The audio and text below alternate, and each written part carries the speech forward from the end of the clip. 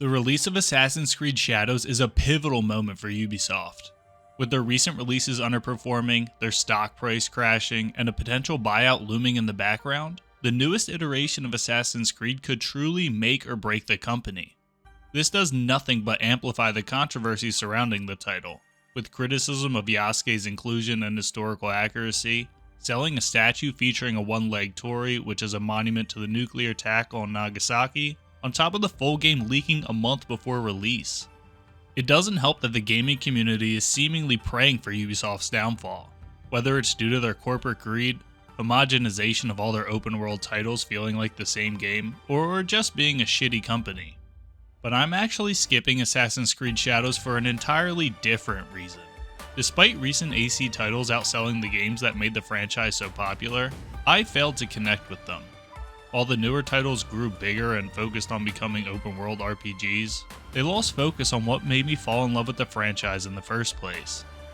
So I decided to pass on AC Shadows to revisit the Ezio Trilogy and see if there was truly something special about early Assassin's Creed, or if I just have a soft spot fueled by nostalgia for a trilogy that couldn't hold up today. Assassin's Creed 2, Brotherhood, and Revelations make up some of my favorite gaming memories growing up, and I'm really glad that for the most part, this journey was as beautiful as I remembered. These three titles came at a time when Ubisoft was still ironing out what it meant to be part of the AC franchise. There was a lot more focus on the creed, what it meant to be an assassin, and spent much more time telling the story of someone who devoted their life to the Order. It felt like a spiritual journey. This is the polar opposite from Odyssey or Valhalla, where the concept of assassins and Templars seems so far removed that you could forget that they're even part of the franchise. It's not that it isn't there at all, but it plays second fiddle to the protagonist's story, who aren't even part of the Order. Their story is only tangentially related to the assassins, seemingly for the sole purpose of slapping Assassin's Creed on the box to drive sales. The Ezio Trilogy was a reminder of what the universe is all about. Ubisoft treated the subject of the creed with a sense of reverence and respect. It was a way of life that guided Ezio in every aspect of his life. I still get chills after every kill when Ezio confronts his target and utters the iconic "Requiescat in pace." Throughout his journey, Ezio struggles internally about his decisions, whether what he's doing is right or wrong, but always stays true to the creed. And it all culminates at the end of the trilogy when he explains the creed to Sophia. You mentioned a creed before. What is it? Nothing is true. Everything is permitted. That is rather cynical. It would be if it were doctrine, but it is merely an observation of the nature of reality. To say that nothing is true is to realize that the foundations of society are fragile, and that we must be the shepherds of our own civilization. To say that everything is permitted is to understand that we are the architects of our actions, and that we must live with their consequences, whether glorious or tragic. These are the moments that stuck out to me, that made Assassin's Creed so special, and these are the moments that I feel are missing from the most recent releases. But first, have you ever gone outside? Because I have. Well, this fucking sucks. As a gamer, I don't go outside often, but when I do, it's usually to snowboard. And there's nothing I like more than some rad apparel to complement my interests. Insert Skip the Last, where you can express your love for the mountain year-round with their après-ski apparel. They have a little bit of everything, with dope designs and colors to make you the flyest shredder on the mountain.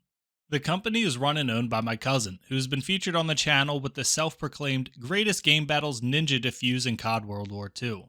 And he hooked me up with my first creator code to get you 5% off your order. Just use code REHAB at checkout. I just tried it and it actually worked, which was a nice surprise. And I've paid for all my Skip the Last gear with my own hard-earned cash, so you know I stand by their products. Gotta support the fam. I'd really appreciate it if you gave them a follow on Instagram, checked out their site, and if you find something you like, grab some gear. And don't forget to use code REHAB at checkout for 5% off your order. Now, back to the video. I know that these games aren't perfect. It's easy to clown on the repetitive nature, or simple combat where you're basically just standing there waiting for an attack so you can press the counter kill button. I wouldn't argue that this isn't improved in the newer titles. But somewhere along the way, Ubisoft lost the plot, and turned the franchise into a shell of its former self. I was never interested in an enormous open world with endless side activities just to pad out the playtime and shout from the rooftops that this is the biggest AC yet. I absolutely hate having a level attached to my character, where you're forced to engage with side content or purchase XP boosts just to stay on par for the main story. I hate when you are underleveled, and you spend time sneaking up into a base, assassinating your sleeping target, only for them to take 1% damage on their health, get up, and one hit unalive you. While the combat is improved in newer titles, the gameplay loop is just so much worse.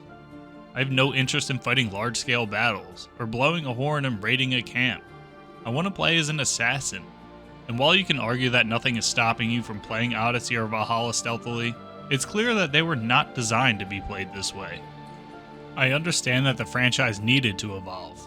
I honestly felt franchise fatigue around Assassin's Creed 3 and 4. Yearly releases with not much innovation other than a new setting had me feeling a little burnt out. But turning it into an open world RPG that has very little to do with the core of the franchise has just left me feeling disinterested. And it seems that AC Shadows is the next iteration to be going down this route. Unfortunately for me, the proposition just isn't worth the premium $70 price tag. I have eventually gotten around to playing every game in the franchise, but with the change in direction for the series, I've been either waiting for them to be put on Game Pass or a sale to buy them on a steep discount. At the end of the day, the new vision for Assassin's Creed isn't going anywhere.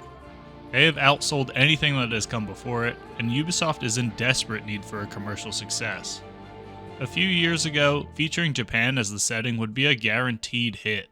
But after waiting so long, and other developers beating them to the punch, Shadows is fighting an uphill battle. With Ubisoft's recent struggles, Shadow failing could mean a complete overhaul of their corporate structure, maybe even leading to the end of the franchise as a whole. But those are problems for another day.